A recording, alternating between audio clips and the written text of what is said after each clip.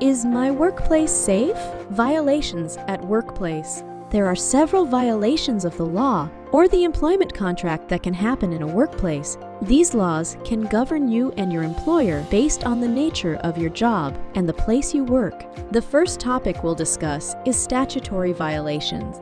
Under the Shop and Office Employees Regulation of Employment and Remuneration, Act Number 19 of 1954 SOEA, there are several sections that set out how a company should function. For example, the number of hours, the number of days, how much leave one is entitled to, and more explained in this Act. If your employer makes you work against these laws set out in this Act, then your employer is in breach of this Act. Another important statute that's used in the workplace is the Termination of Employment of Workmen, Special Provisions, Act Number 45 of 1971. According to the provisions of TEWA, your employer cannot terminate you for any reason other than disciplinary reasons. Under Sections 2 and 5 of the Termination of Employment of Workmen's Special Provisions Act, for example, your employment contract might state that if the employer is not happy with your performance, they can terminate your services by giving you 1 month's notice. But legally,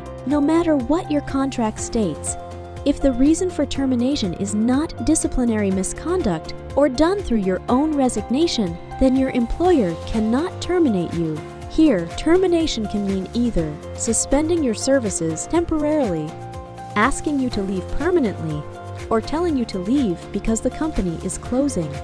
Under the TEWA, if your employer terminates your services because of any reason other than disciplinary, such as your SOGIE, your employer will be in breach of TEWA and you can take action against your employer for unfair dismissal, contractual violations.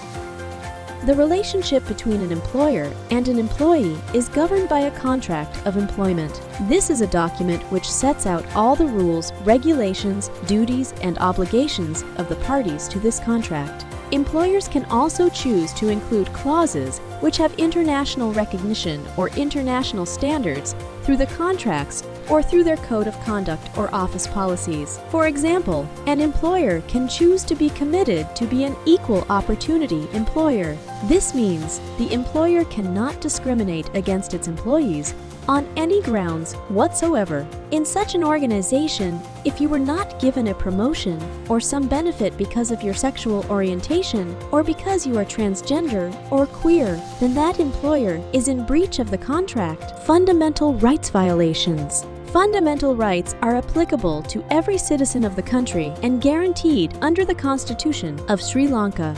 Two such important rights are Article 12 and Article 14G of the Constitution. Article 12 includes rights where everyone should be treated equally and is entitled to equal protection of the law. No citizen should be discriminated against on the grounds mentioned in Article 12 or similar personal grounds. For example, how this applies to work is in situations where you are not hired into a government office or organization because of your sexual orientation, or you might not be given a promotion, or you might not be transferred because your superior does not accept you being queer, or simply for who you are. At this point, your fundamental right to equality is violated. Article 14G allows citizens in the country to be engaged in lawful employment. Every citizen is given the right to take up a profession of their choice, to establish a business, to be involved in a trade.